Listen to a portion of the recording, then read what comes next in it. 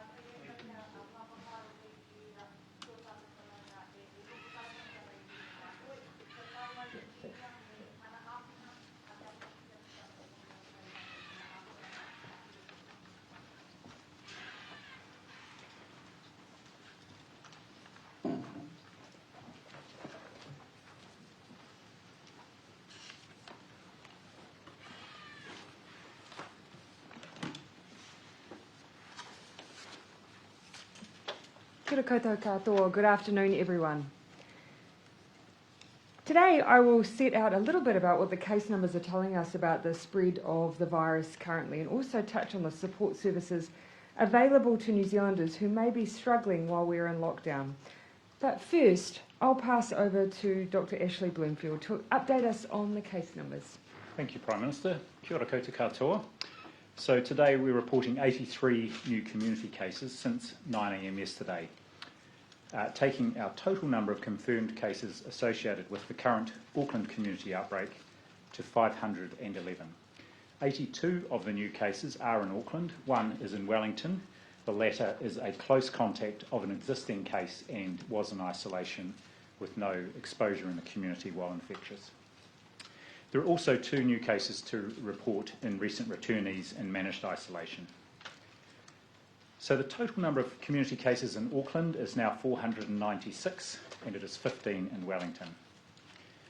453 of the cases to date are epidemiologically linked, with the remaining 58 links being established epidemiologically and through our ongoing genome sequencing.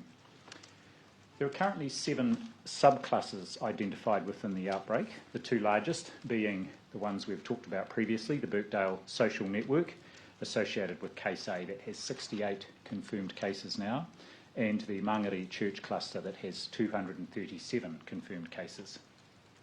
All of the remaining clusters have fewer than 20 people associated with them. Now at the moment we have 34 people in hospital as a result of this community outbreak. 32 are in a stable condition on a ward, while 2 are in a stable condition in intensive care. 3 of those cases are in North Shore Hospital, 18 in Middlemore Hospital, 13 in Auckland City Hospital, while 1 is in Wellington Regional Hospital. And just to reinforce that there are appropriate isolation and infection prevention control plans in place at all hospitals where COVID-positive patients are being managed. Locations of interest were 475 as at 9 o'clock this morning, and additional locations that continue to be identified will be put up on our website. So please do keep checking regularly. We are now removing locations of interest from the website after 18 days, because after that time we're not concerned about ongoing transmission or public health risk. Because we are in Alert Level 4, but it does emphasise the importance of everybody to adhere to those Alert Level 4 requirements. A reminder, anyone who's been at a location of interest, self-isolate within your family bubble or your home bubble and call Healthline for advice on testing. As you call Healthline for advice on testing, rather than just going out to get a test, that's a sus, because your contact details will then be entered into our contact tracing system, and we can trace and track your swab more quickly through the laboratories. Now on contact tracing, an update on the numbers there. As of 10 a.m. this morning, there were 32,771 individual contacts that have been formally identified. Of these, 26,473, around 80%, have been followed up formally by our contact tracers, and around 85% of all contacts identified have had a test to date. Of course, there's ongoing work to follow up the remaining contacts, many of whom, if not most, have had contact already with the system through Healthline. We continue to increase our contact tracing workforce, and as of this morning, there are over 1,700 contact tracers trained and available to do not just the initial calls, but all the follow-up, daily follow-up with our very many close contacts. And just some of the contact tracing metrics, which I have here for you. Yes, so there are a total of 784 what we call very close contacts. Of those, 88% have had formal outgoing contact. The balance will have been added to the system just recently. 78% of those we have results back from the lab on. There are 29,560 close contacts. 83% of those have been spoken with, and 85% have a result in the system.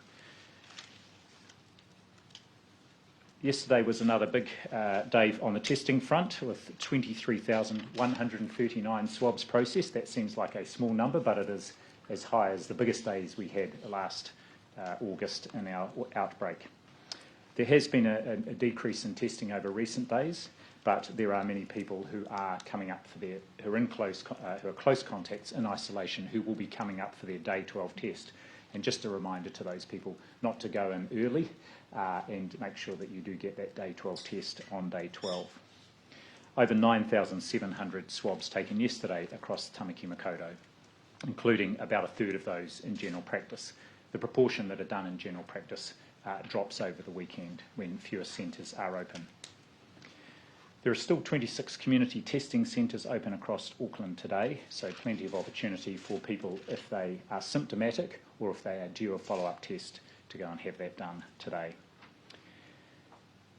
To help speed up process at testing centres, as we've said before, you can access your NHI number if you don't have it already by calling 0800 855 066. We have operators there who can help you get your NHI number. Whole genome sequencing, ESR have run this now on samples from 343 of the cases, and analysis of all those samples that has been successful, which is the vast majority, has shown they are all linked to our current community outbreak. On wastewater testing, no new unexpected detections to date. Following detection of the virus in samples collected in Christchurch on the 21st, 23rd and 25th of August, there were samples collected from 5 different sites in Christchurch on the 26th. Those have all now returned negative results. And there are a number of samples being collected today and tomorrow from 9 sites across Christchurch to help just give us more confirmation that there is no further positive testing results for the virus in wastewater there. The virus was found in a sample collected in Warkworth on the 27th of August, following earlier detections there. Consistent with there being positive cases in the community at that time, but it is important that anyone in the Warkworth area with symptoms does please go and get tested. I understand there's quite a lot of interest in exposure events or places in Warkworth. None of the places there are listed as locations of interest because everybody who was at those places has been able to be followed up and tracked.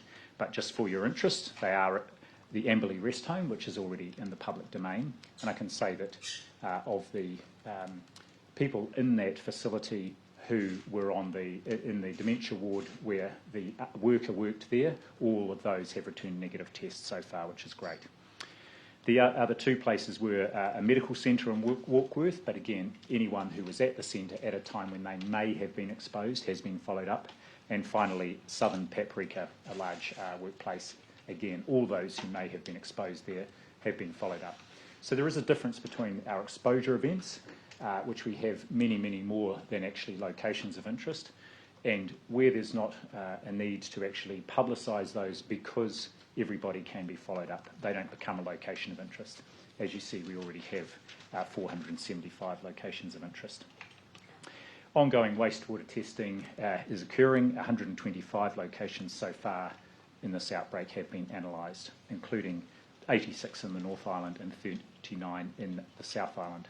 Finally, before I hand back to the PM, I would like to give a shout out to the hundreds of thousands of essential workers across the motu and those New Zealanders who are going above and beyond to support all of us to stay in Alert Level 4. I've heard of countless examples of New Zealanders selflessly looking out for others in their community, and a particular tribute today to IHC's IDEA Services support workers who are supporting people to stay safe and feel safe and comfortable and stay in touch with their whānau and friends who can't visit during Alert Level 4. So a big shout out to IHC's Jasmine, Dawn, Sandra, Smiljana, Mia, Inderjeet, Ravinda and all their teams for their amazing work. The stories are quite humbling and moving. They're doing this all on top of juggling their own whānau demands and requirements and often working extra hours to keep people safe and reassured. So thank you to them and all our essential workers. Finally, we've gone hard and early in this outbreak and with our public health response, as we have done previously. It is paying dividends, but the public health teams and our health system can't do it alone. As always, together we will make a difference, and Alert Level 4 is something that we can all contribute to, so please continue to do your bit. Thank you, Prime Minister. Thank you, Dr. Bloomfield. A quick reflection then on the cases that were reported yesterday. More than 3/4 of our cases yesterday were contacts of known cases. And if we break that down further, over half of our total cases yesterday were in fact household cases. This once again shows how infectious Delta is. Only 2 were considered to be infectious before level 4 restrictions came into force. It's helpful, we know that limits down the amount of contact our new cases are having with others. A total of 25 people had exposure events outside of the household. We've been advised to date that the Ministry of Health analysis is showing that these are generally essential work sites and tend not to be customer-facing sites. We've asked for further analysis as to the nature of these workplaces so we can assess whether our level 4 rules on who is operating is being adhered to and whether our public health protocols for those businesses that are operating are fit for purpose. As you will have heard me say at the end of last week, we have a small number of workplaces that are operating at level 4 that have seen transmission within staff. I'm advised that it's 4 in total to date. Now, this may not be a problem with the rules, say, on the factory floor, but what is happening perhaps before and after shifts or even during break times. We're looking at all of this in more detail. If we need to tighten up our restrictions further, we will. You'll also recall that last week we talked about locations of interest generally and the number that have actually produced cases. You'll see that we have now more than 450 sites. And these have started slowing down dramatically as a result of the lockdown and people staying at home. But of these locations, we can share that we believe transmission occurred at 21 of them. For the most part, that transmission has been relatively limited. But our ask would be that all contacts, no matter what the location of interest, continue to follow the public health advice. And many will be coming up, for instance, for a day 12 test. As you'll know, there are 2 particular sites where we know a large number of cases have come from. Well, one, as we all know, is the event attached to the Assembly of God. The other we'd like people to be especially mindful of is AUT. This is a difficult location to contact trace, but we do know it has resulted in 20 cases thus far. Please, if you're connected to AUT, look up the locations of interest for this site and follow the public health advice. And it clearly sets out the different parts of the campus that we're particularly mindful of and we need people to come forward for testing. Before we open up the questions today, I want to talk very briefly about the impact of COVID on everyone. Having positive cases in our communities, along with the impact of lockdowns, I know can be hugely unsettling. And that uncertainty can impact on everyone's mental health. It's okay to feel overwhelmed, to feel upset, or even to feel frustrated, because this situation is often all of those things. But there are places you can go for support and help, even while you're living with restrictions. The Ministry of Health and Unite Against COVID websites have a great list of free resources. These include tools targeted at young people who may be finding this time challenging, in particular those isolating in hostels or halls of residence. We know, for instance, that early on in the lockdown there was a spike in calls to Youthline. We responded to that spike in calls with an immediate $275,000 of funding for Youthline, a boost to what they usually receive. But we want to make sure all of our services in this area are well supported. So we'll be providing an additional $1 million into existing contracts and services to support our rangatahi, with a particular focus on those in Auckland and Northland. A quick recap on some of the helplines. At any time, anyone can call 1737. It's available 24/7 via free call or text. And Youthline, which you can reach by calling 0800 376 633 or by free texting 234. There is also targeted mental health support available to Pacific communities via a dedicated 0800 number, 0800 Olalele, 0800 652 535. Family violence and sexual violence services are considered essential services and are continuing to operate at level 4.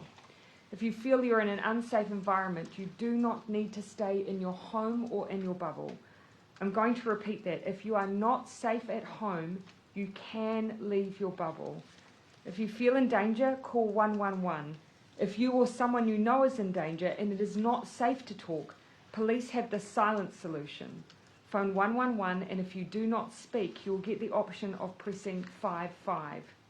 You can then listen carefully to the call taker's questions and instructions so they can arrange assistance for you. There is also support in place for those struggling to access food. In addition to the $32 million we invested last year into food banks, food rescue, and community groups that are distributing food to vulnerable people in whānau, yesterday we announced an additional $7 million for food security networks operating at Alert Level 4. The extra funding will help with the distribution of an additional 60,000 food parcels and 10,000 wellbeing packs. If you're unable to afford food, call MSD on 0800 559 009 to see if you are eligible for assistance or to be connected to other forms of assistance that is available.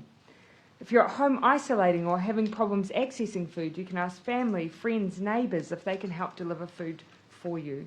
Delivery should be contactless and kept local. For those in self-isolation or have no other way to access food, the Student Volunteer Army also has a grocery delivery service. Visit www.shop.sva.org.nz. We continue to support those needing emergency housing during the lockdown also. Since lockdown began on the 18th of August, we've contracted more motel units to cater for people who would otherwise be sleeping rough, and we're closely monitoring this need. You might have heard me mention last week as well, the 3 Auckland Metro DHBs are vaccinating those who are homeless via a range of mechanisms, including Auckland City Missions GP Clinic, a mobile outreach team, and we're working with homeless providers to visit temporary housing sites and provide transport to people in temporary housing to enable them to reach vaccination centres. What I've listed really is just a snapshot of the various supports in place to help everyone get through this period of restrictions as we tackle COVID-19. And I guess I would summarise it as follows. You are not alone. We are all in this together, and support really is just a phone call away. Those key numbers again. For food, MSD, 0800 559 009. Mental health support or counselling, call 1737 or youth line on 0800 376 633. If you're from the Pacific community and need mental health support, 0800 652 535. Please do make use of these services. They're there to support you. We'll now take questions. Mikey. Prime Minister, we've seen an extra 9 people in hospital. How concerning is that? Of course, deeply concerning, and it's the whole reason that we've taken the actions that we have. We know that Delta is both more infectious, but we do and are seeing studies that are telling us that it is more dangerous. And unfortunately, we're seeing that in our hospitalisations. It's another reason we need everyone to act and behave as if they may have COVID and to act and behave carefully.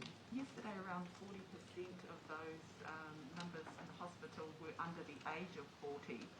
What do we know about, what those that younger demographic are going through, especially those who are in hospital? Well, I think in part this reflects the fact that we've got a significant proportion of our cases are under 30, over 60% are under 30. However, we have seen this in other countries with Delta outbreaks, including across the Tasman, that they have ended up with a much higher proportion of their people hospitalised being those younger people, and many of them without pre-existing conditions. COVID can be a serious illness for anybody, no matter how well they are or not before they get the infection. At the moment, the hospitalisation rate is between 6 and 7%, a little higher than we may have seen in the past. But the important thing here is that our hospitals have got capacity and they're geared up to look after these people if they need hospital care. I think also it's another argument for, yes, everyone following the level 4 restrictions, please stay at home, but also please get vaccinated. We know the very high success rate of the vaccine that we have free and available in New Zealand at preventing serious illness and hospitalisation. It's the best thing you can do to protect yourself and others. Gina, and then I'll come over. With the case numbers over 80 again, this is starting to look more and more like our first lockdown. Are you confident that we're starting to level off, or are you expecting the case numbers to continue to grow? I actually don't think it's like our first lockdown, in the sense that when we first went into that lockdown, a real unknown as to how many cases we really had in the community. And I would wager that the cases that we were reporting would have been an underestimate. Our levels of testing at that stage, not nearly the levels of testing that we have now, but also COVID was different. This is a variant that is much more fast moving, much more infectious, and therefore we need to be more vigilant than we have been before. But that's my assessment. Yes, just to add to that, it's quite clear because we've seen some historical cases since that first outbreak last year in March and April. It's quite clear that we didn't pick up all the cases then. We were only testing 2,000 to 3,000 people a day, much higher rates of testing. And likewise, the infections were spread right around the country, whereas this time it's very focused in Auckland.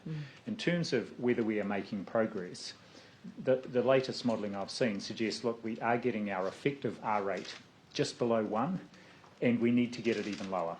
And so the key question, of course, is level 4 working and doing what it was intended to do? Absolutely. The only way that we will continue to get that trajectory now to start turning and coming down is if people keep doing, as they did last year, what they need to do in alert level 4. That's fundamental to our success here. Prime Minister, on Friday you indicated that Auckland would be in the level 4 for 2 weeks. Can you just talk through what Cabinet will be discussing and deciding tomorrow, as it might be just a confirmation of that? Yeah, so tomorrow we will be discussing the advice from our health experts. You know, they gave us an early indication of what they thought would be necessary. My expectation is that they'll be using the most up-to-date information, the most up-to-date modelling, and of course confirming, you know, all that we're seeing across the country as well around some of those other decisions around level 3 being the right call at the right time. But we wanted to let the public know what we were being advised as early as we could, and then we'll come out tomorrow and confirm what decision we've made. Has anything you've seen so far given you cause to rethink? No, not at this stage, and I think nothing the public will have seen either. We give our information in real time. We were just discussing this morning, you know, we receive information, you know, 9 o'clock in the morning, we're discussing it a couple of hours later, and then straight away we come down and share it. So we are doing it in real time. I know in Australia the cut-offs tend to be the day before. And look, that means you're getting the information often as quickly as we are. So it is in real time. Can you talk about the possibility of tightening restrictions even under alert level 4? Can you talk about what? Yeah, so what we want to do is make sure that we're being dynamic, that if we're getting information that shows us that we have workplaces operating that we believe are outside what they should be at level 4, we need to respond to that. So that's the first thing we want to take a close look at. And just looking at some of the data of where we might see essential workers, not necessarily passing on COVID, but where they're working. At this stage, I've had nothing to suggest that it's anything other than essential, you know, food, services, packaging, services, logistics. The second thing we want to look at is we have really developed public health protocols for what you need to do to operate at level 4. It's not a matter of business as usual. If you're operating, businesses do have rules. We want to cast our eye again over those with a Delta lens. Is it that we need to change that up to a certain degree? Do we need to ask businesses to do more outside of the factory floor and think more carefully about those points where people may be entering and exiting work or socialising? Because as I say, we've got 4 sites at the moment where we think we know there's been transmission between workers who are operating. So are you looking, for lack of a better phrase, that basically a level 4.5 or a level 5? Oh, look, at this stage, what I'm indicating is if we get evidence to show we need to tighten things up, we will. I think everyone would expect that. Some of it will simply be the protocols adapting to Delta at level 4. Some of it may be us saying, well, we think there are too many businesses operating outside of the rules that are there.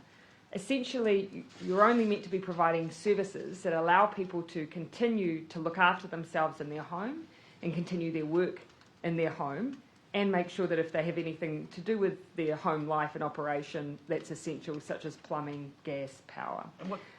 But outside of that, we just want to make sure people aren't operating around the fringes of that in a way we wouldn't expect. Have you got numbers on how many businesses that police have had to go to and tell them that they're not following the rules or who've been shut down? Oh, we do get a breakdown on compliance checks that are being reported in. We can provide that to you. Unfortunately, I don't have it right in front of me now.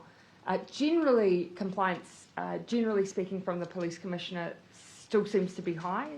they've set up checkpoints or places where they're just checking in at the border to see whether or not people are moving in anticipation of alert level changes. At this stage, they're satisfied that actually things are as they'd expect at this alert level. Just in terms of I'll come to you, Claire, and then I'll come down the back. Can you speak a bit about the vaccination supplies, how close we are to running out next month, and whether maths are correct from this morning? Well, of course, it is a very dynamic situation, given that all of our modelling has to, of course, anticipate where demand will continue to go. And we have seen demand, anywhere between, 70 to 90,000 doses a day. So what we're doing at the moment is working through, if we maintain that level of demand, the impact on both our supply and our stocks. I said that I'd give you an update early next week on the work we're doing to meet the increase in demand, and I still intend to do that. I don't have an update for you today, though. Also, you will have seen actually a really good solid day again yesterday, which means now on our tally, our rolling daily average has now gone beyond the peak for Canada, Australia, the UK and the United States. We are making records currently in New Zealand. But there's So two when options. Yeah, I'll let you finish there, Claire. When would we run out if you can't get any more vaccine supply and current rates continue? And also, are you looking at buying vaccinations from other countries? I've always said that we are working on strategies so that we're able to maintain the level of vaccination that we have currently. I would say it's not a matter of running out, it's a matter of whether or not we are in a position where we need to have a little less demand than what we're seeing at the moment. There are ways that we can manage that, but we're not at that point yet, and I'll give you more information early next week. Down the back. Back on the workplaces, you're going to have a whole lot more businesses opening up on Wednesday under level 3. Are there things they should be doing differently, looking at, with the Delta out in the community, things that they need to be doing at level 3 now that they didn't in the past? Oh, perhaps I'll have Dr. Bloomfield speak to that. Yes, our team had a good look at that to see whether there are elements of alert level 3 within the workplace that need to be strengthened. And we have given some advice to that. I know the Prime Minister, after the Cabinet decision, after Cabinet tomorrow, has confirmed whether or not that is going to happen as intended. But obviously one of the things is use of masks in the workplace, which is current now, and our advice, and I don't think that would come as a surprise to anybody, and it would be welcomed by many, particularly Professor Baker, use of masks in the workplace and really maintaining that distance at 2 metres wherever possible. Are key things, and of course just meticulous infection prevention control. The other thing I'd add is that we spoke a little bit last week about how we've actually used level 4 for periods where previously we might have used 3. So we've had those higher alert levels at a period where we're assessing whether we might have cases and not moving into level 3 till we're feeling a bit more confident. I think the greatest risk will actually be ensuring that we don't have people from level 4 environments coming into areas that will be operating in a level 3 way. And so that's where the boundary is going to be important, because we at this stage have high confidence that those areas that will be opening up are safe to open up. I'll let you finish the question, Can you tell me, has the Bluetooth function within the COVID Tracer app, has that performed properly during this outbreak? I can't give you a breakdown on its usage. Perhaps Dr. Bloomfield can. I don't have a breakdown. However, I do know this is of interest, and we have been using it where people have said they have had Bluetooth turned on. Then we've used that to send out messages. My understanding is two things. One is because of the number of cases, it wasn't necessarily a question our contact tracers were asking at the first interview, because they were trying to get the most essential information. So that we've given them a nudge around that. But secondly, it seems from the demographic of most of our cases, many of them didn't have Bluetooth turned on, but we're just getting the numbers about that so we can share that. Well, the Ministry's told us that fewer than 10 people have received a notification via the Bluetooth function on the app. That may well be the case, and I'll come back to you with the numbers on But it. as of the 29th, there were 110 location alerts. So it seems that the Tracer app is being used, but the Bluetooth function may not be used as often by those who are involved with our cases. Yeah, I'll just give Urukawai. We've received reports from Northland iwi leaders feeling sideswiped by the government's alert level decisions, bringing Te Taitokero in with Tāmaki Makaurau. Was that a decision that was discussed? Was there any discussion with iwi leaders prior to Yes. the announcement? Yes, there was, and that's counter to the advice that I received. So yes, there was discussion of that. We were interested, of course, as we always are. Of course, we're making ultimately a public health decision first and foremost.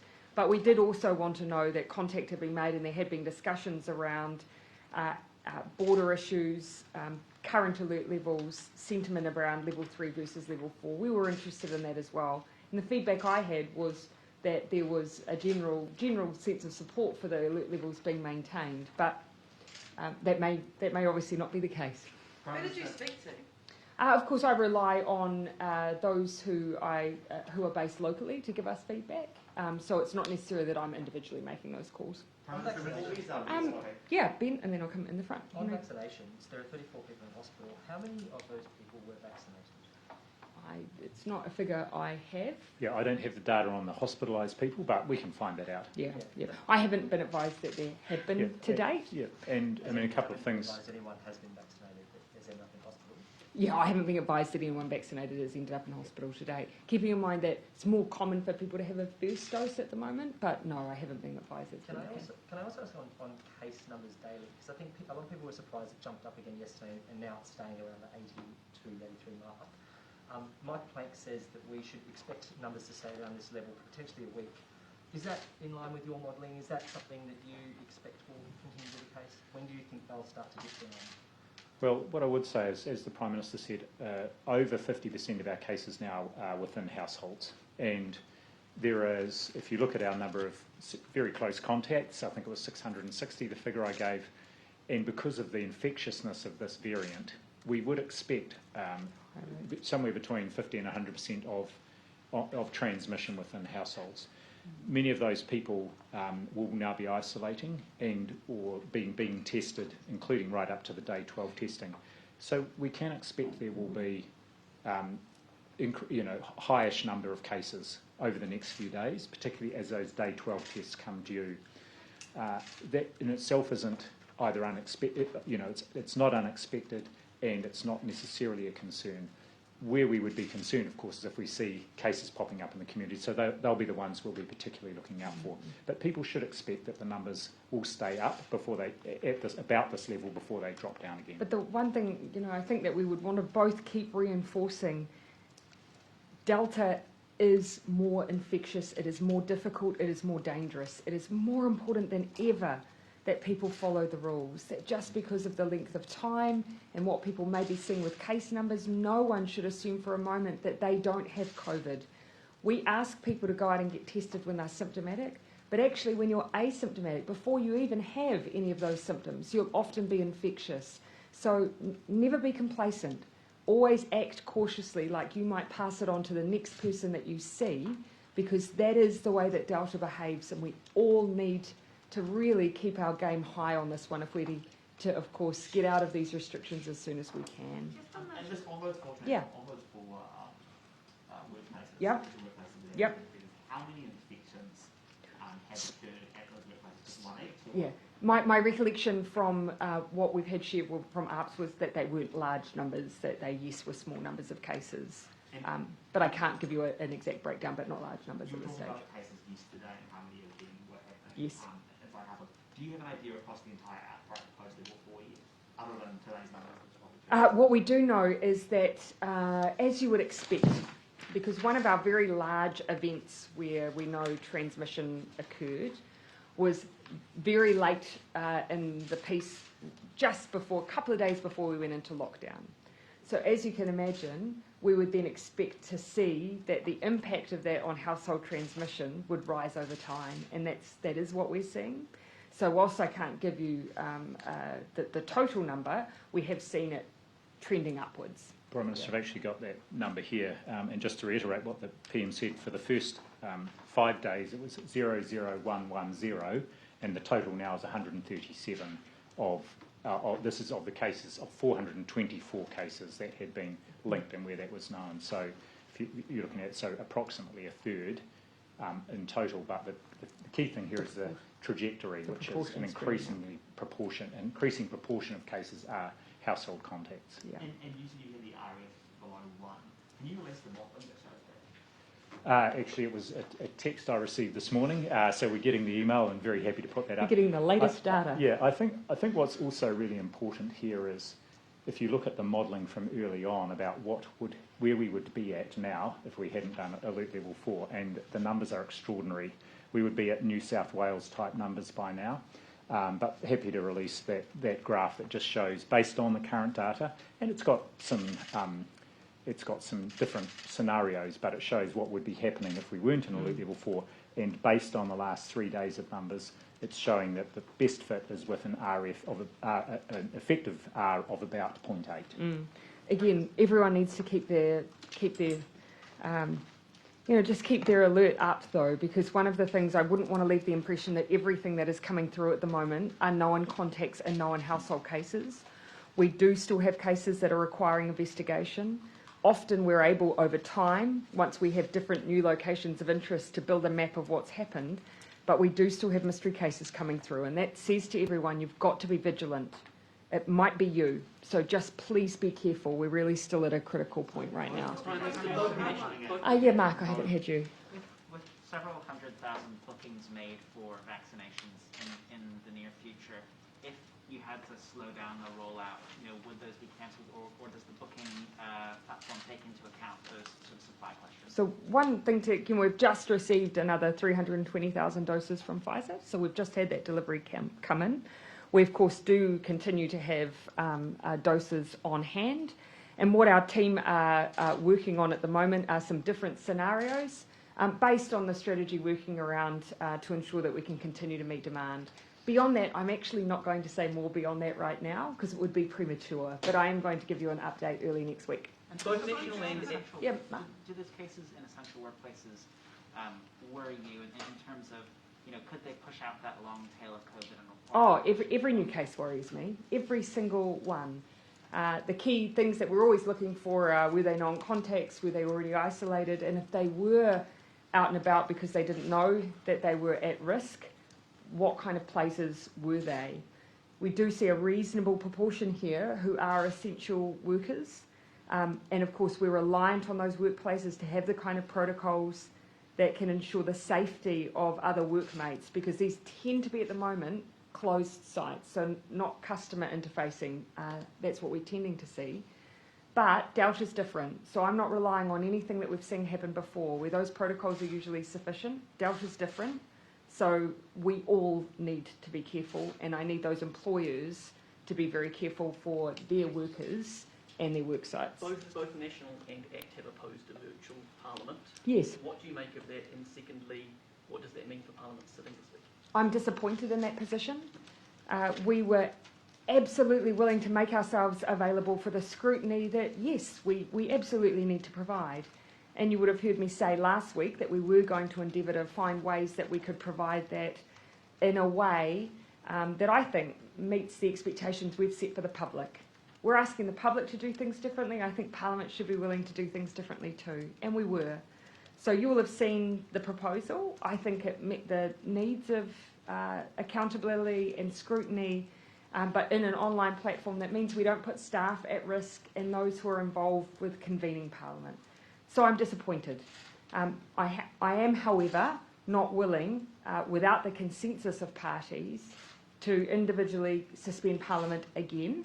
So I will participate, despite the fact that I totally disagree with the position that they've taken. Prime Minister, just a couple of follow-ups. One on Benedict's question before around the operation with level 3 and level 4 businesses. Yep. How are non-essential businesses in level 3 expected to trade with consumers in level 4? So can there be any trade between the rest of the country and Auckland next week? Yeah. So look, this is going to be an area where even though a business is operating at level 3, it may be complicated by the fact that there are some parts of the country that continue to have that higher alert level. Because of course they will only be able to continue to operate with all of those level 4 restrictions. So it may interrupt supply chain, it may interrupt delivery.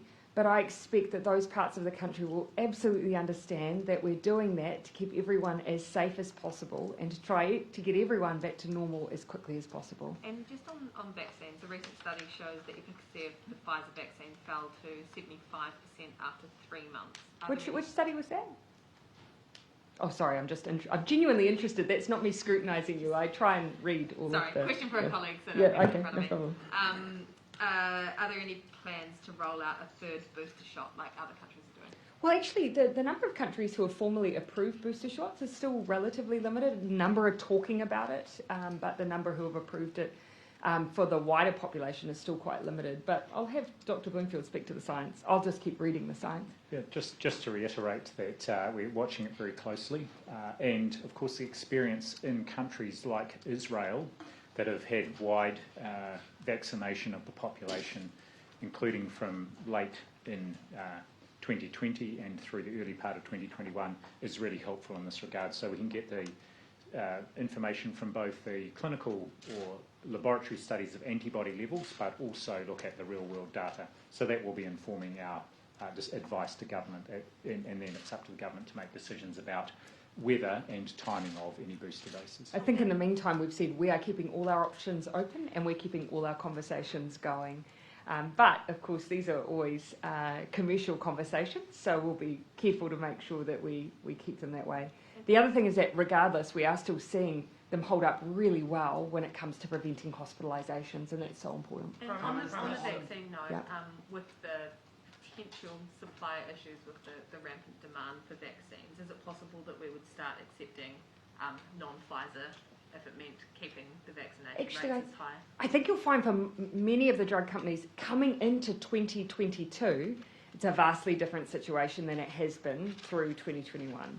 Where you're right, there has been issues with limited supply, with new manufacturing and production coming on later in the calendar year, but next year does look like it's going to be a very different proposition. Sorry, We have, however, had a range of arrangements with different drug companies, and what we'll continue to do is look at the science. In some cases, they've talked about whether or not you get better results through a third shot being an alternative to those that were your first and second. We will keep looking at the science to make sure that we offer the very best we can to New Zealanders. Sorry, I should have been clearer. I mean, introducing a different jab at the moment as our vaccination is ramping up. No, so one of the considerations for us, of course, is, really continuing on with the Pfizer vaccine enables us to maintain all of the same delivery, logistics, training. Introducing different vaccines at this point in our program presents a number of challenges that actually might not make the rollout any faster. But we are working very hard on a strategy that allows us to meet the extra demand we're seeing from New Zealanders at the moment, which is fantastic, and I'll be giving an update on that next week. Jason. Just one for Dr. Bloomfield. 19 countdown stores are locations of interest, and 7 have closed due to positive cases visiting, and more than 1,000 countdown workers are isolating and need tests. Are you doing any sort of investigation into why these numbers are so high? Well, I think they reflect the fact that... It's the only place you can go. That it's one of the only places you can go, and that all New Zealand families need to go to the supermarket at some point in time. One of the points I would make is that many of those close contacts who are currently isolating will be coming out of that isolation period over the coming 1 or 2 days, and we'll see. I think that will resolve a lot of the pressure I know there has been on both Countdown and other supermarkets, because quite a large number of their workers have been required to isolate, and I'm grateful that they did follow those instructions. We do have within the Cabinet team, Minister David Clark is maintaining really close contact with our supermarket networks, just to ensure that any challenges they're facing in supply chain distribution or capacity, that we're able to support them and get in front of. That's been really helpful. It's meant that in some cases we can ensure consistency of the public health guidelines for the supermarkets. But at this stage, you're right, I mean, one of the issues is just, it's, as you can imagine, won't be that uncommon that an exposure site might simply just be the time that a person visited a supermarket. But that's why we have all those protocols in place, and that's why it's so important when you visit the supermarket that you do keep your distance from others, scan in when you go, keep a mask on. And then I'm going to come to Mikey and then Benedict, and then I'm going to come over to Claire, and then I'm going to finish with Ben and Justin. If you look at matters demand, That's a big hypothetical you just presented, So just then. Auckland will still get a similar rate as it is now, Yep. given its usage of the current update. Yep. The question, sorry? Would you weight it so that Auckland continue to get the same number of vaccines as right now, no matter what happens? That's a hypothetical, and I'm going to come back to you next week with a plan on how we're going to meet the demand that we have. For the booking systems for vaccines, a lot of people are getting special QR codes, they're getting codes to go in because they're part of workforces that are essential. When they get there, there is no queue that they can go in that is different to people who are just kind of walk-ins, and they're often having to wait several hours. Would you consider splitting those? Yeah, actually, because we did have some essential worker sites that were specific to that. That's perhaps something I'll leave with Dr. Bloomfield and the ministry team. So two things there. One is that in some cases we are getting vaccination teams out to workplaces to get those essential workers, and that's going well. But in the case here where there are reservations or appointments set aside for essential workers, they can use the code then to book an appointment slot that no one else can. But it doesn't mean when they get there that there's a special, necessarily a special queue. They would be going into the normal alert level 4 vaccination procedures that are in place for all vaccination centres. We're seeing reports of people in Auckland who are getting there with appointments, and the teams are saying, "Oh no, the line's too long now. We've got 2 hours more queue than we're showing prior, so you can't do the Yeah. vaccine today." Is that acceptable? I'll follow those up. I haven't had any reports about that. In fact, I was reading a report yesterday where someone had said they got notified that a vaccination centre still had vaccine and the appointments weren't all full, and so they were able to go and use those. But I'll follow that up and just check that's not Just an checking, issue. is that our drive-through site perhaps? Is it? Yeah, the drive-through in Auckland. Yep, we can take that away. What did I say I was going to come back to? I said Jason, and Jason. Justin. Jason, did you have a question? No, I was just kidding. Claire, go ahead. Can you say whether or not there's been any confirmed non-household infections and non-workplace for your essential workers infections during lockdown? So not related. So infections that have come from people who have known to have COVID and who have breached? People who haven't got it from a household contact or the workplace, the essential workers ones that you took. So outside bubble infections during lockdown, basically. Yeah. So we have had mystery cases, unlinked cases. Do you know how many? We're doing a tally overall at the moment because every day it goes down and then we get the new reports, and then while they investigate it, it goes up slightly. Perhaps I'll have Dr. Bloomfield speak to this in a bit more detail. While I'm there, also Yes. the MIQ case from yesterday, whether a link's been made yet with the... Yeah. So on the first question, there almost certainly were cases that you're describing where early on in Alert Level 4, where these would have been people who were infected before we went into Alert Level 4, didn't know, and they infected others. For example, our essential workers. What's really critical is the last 5 to 7 days, and so those are the data we're really going to focus on. At this stage, we have no sense that there are people who are out who are not either essential workers or out doing essential things where there may have been an infection. There's nothing to suggest that, but we're just doing a more detailed analysis of that. And that is not to say that there won't be that behaviour that we haven't seen or detected through transmission.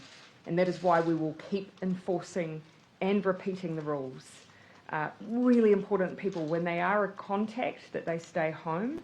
And of course, we'll keep looking into whether or not we're seeing any cases materialise from people not following those instructions. And it's 58 of our total cases currently unlinked. Our public health units do tell us so that often when they see a new location of interest, that'll knock out a number of unlinked cases because they'll then be able to make that connection. The MIQ worker. Yeah, the MIQ worker. My recollection from the discussions from is, yes, they have found the probable exposure event, but I can't remember what it is, but we can follow up and let you know that. Yeah. So I was swooping through the back, wasn't I? Just quickly to Dr. Bloomfield, do you know how many staff at Middlemore and Auckland hospitals are out of action because they're isolating at home? I don't know that, and we can find out that information, but one of the things we did do about a week ago was make an amendment to the Section 70 order to allow staff who were isolating, not because they were direct contacts, but they were household contacts of contacts, to allow them under certain circumstances safely to go back to work. But I don't have an updated figure on the number who are isolating from each of those hospitals, but we'll get that. Safely included being vaccinated and having returned negative tests from within the household. Yep. Yeah, the Funeral Directors Association has Yep. told us that they've approached the government and the ministry with a proposal to allow people to view a body before a funeral at Yes. level 4. Is this something the government's actively considering? I have heard that they have provided a proposal, but I haven't seen the detail of that proposal. And of course, for us, it would all be dependent on public health advice. This has always been one of the hardest areas of level 4. It is devastating for people to be in a situation where they lose a loved one and then they're unable to have a normal memorial service. And we've been really clear that those are really still really high-risk situations. And we have had cases connected before to events where people are grieving. And we don't want to add to that grief by additional COVID cases. So they are that type for a reason. I'm happy to pass on to our public health team the proposal. But of course, at the moment, our goal continues to be to restrict contact as much as we can, despite how hard it is. And I can say, Prime Minister, we are actively looking at that, and I've got some advice through from my team.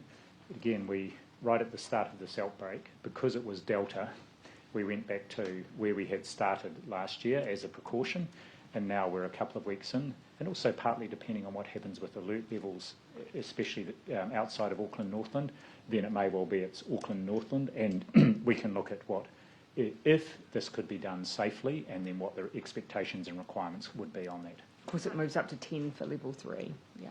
Dr. Bloomfield, One News understands the Ministry of Health and actually you personally were not keen on Pacific Health Plus in Cannons Creek rolling out saliva testing back in March. What was your reservation? My key reservation back in March was we want and need all our testing to be part of our overall testing program. So we need to be sure, first of all, that the testing is, and at that time, remember, we were talking March, that we're confident in the test, that it was accredited, that it was achieving the same sensitivity. But most importantly, it was consistent with our overall testing approach. And at that time, what was being proposed was not consistent with our overall testing approach. Do you have, Last question, then I'm Gina, Ben, Justin, and then we'll wrap. do you or the Ministry have an issue with the LAPCO science per se, or is there official resistance to the concept of an alternative to the nasal swab? No to both those questions. Gina. Prime Minister, could you please clarify the rules around white baiting and why they changed? Do you mind if that's quite a leap from COVID? And I know that we have... No. Level 4 white baiting, whether you're allowed to go white baiting in level 4. Oh, okay, sorry, level 4 white baiting as opposed to generally the rules on white baiting. Forgive me on that. Now, I can recall that, of course, we asked people to refrain generally from fishing and activity like surfing, for instance, and those were associated often with risk. And that at level 3, my recollection is that you were then able to enter into things like shore and wharf-based. So whilst I don't have the specificity for white baiting, I imagine then it would generally fall under that shift. It seems that there's been a change from just allowing those with customary rights to white baiting to be allowed to do it during level 4 to No, I think a that's... wider... No, I think that was actually always the case at level 4, is my recollection. So that was, as I recall, available last time as well. I don't think it was not specific to white baiting, but generally to customary access. And now it seems that requirement has dropped off the rules. Would you mind if this isn't a question over here, I'm very happy to go and take a look at those specific questions. And It's fishing at different alert levels is a very sensitive topic, so I wouldn't want to set anyone wrong. I just have one more question around language during the pandemic. Why did you choose the word bubble to describe people staying together, and how much thought has gone into the language you've used to communicate with New Zealand about the pandemic? Bubble just felt like a natural way to describe something that really needed to be contained, and that if it was burst, would be really problematic. So it was just a word that felt natural.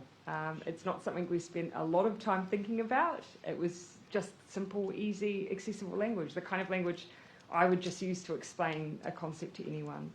And I'd say that for all of the language we've used all the way through, it's often, I find that when I'm sitting down and talking to our experts, that if there's a way that I find it easy to understand, then that's what I'll adopt and then I'll start using. And it's often not that much more in-depth than that. Prime Minister, the good people at the New Zealand Herald are now publishing the case numbers with some accuracy before the 1 p.m. briefing. Do the person leaking these need to pull their head in. Do you have a problem with that? Well, it's fair to say that for the management of an outbreak, a wide range of people do receive situational updates as part of our pandemic management. And that's important. We need health services to be aware of what's going on, different people who are part of our emergency services. And so that does mean that there's a wide amount of reach, and with that comes an element of risk. Look, the most important thing for me is that we just do everything we can collectively to manage the pandemic. And what happens around that, I just consider noise. On Friday, I think the National Party put out a plan for vaccinations. Did you have a read of it? Did that have any good ideas that you might want to take on board? Oh, someone gave me a brief précis on elements of it. Nothing particularly struck me as being anything outside of what we were doing. One of the points was to vaccinate under 30s because they can be vectors to the virus. Well, of course, equally, those who are in the older age groups are much more vulnerable to hospitalisations and being severely unwell. And actually, from the 1st of September, everyone will be eligible. So at that point, it becomes a moot point. We just need everyone to show up and be vaccinated. We'll finish with you, Justin. One of the mainstays in New South Wales is the reporting on how many people were infectious while in the community. Like over the last 48 hours, there's 160 odd cases that have been reported. Do we know how many of them were infectious while in the community? And if not, when will we know that? I actually did report that, so I just used slightly different language. 25. Yeah, 25 have had exposure events outside of the household. It would be wrong to say that that meant that they were breaching level 4 requirements, though. Because, as I've said, the Ministry of Health analysis of those cases tends to be demonstrating that they're actually going to level 4 workplaces and that a large number of them are not publicly facing. But those are 25 people who picked it up outside of the household. That's different than 25 people who could have been outside their house while infectious and could have infected others. Is it No, not? it's actually the latter. So when we say that they have exposure events associated with them, it means that they are generating new exposure events. Yeah. And only some of those may become locations of interest in the community. They may have been exposure events where they were dropping something to a friend, and of course it was done contactlessly, but we take a very inclusive approach. And obviously it means that they haven't previously been contact traced necessarily, because obviously that's the point at which you stay home. And were those, do you have a breakdown of how many of those were essential workers and how many of those were accessing essential services? Well, we have provided an overall essential worker number. And of our total cases, so this is all the cases throughout the outbreak, 87 have been identified as essential workers. But keep in mind that some of that may just be someone that was exposed at AUT or someone that was exposed at one of our larger events who happened to also be essential workers. So I think just to be clear on that as well. But we will keep on, when we do that daily reflection, I'll keep providing some of that information. Okay, thank you everyone.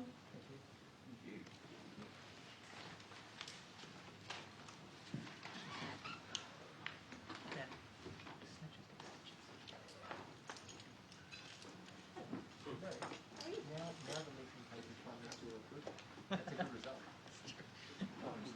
The good people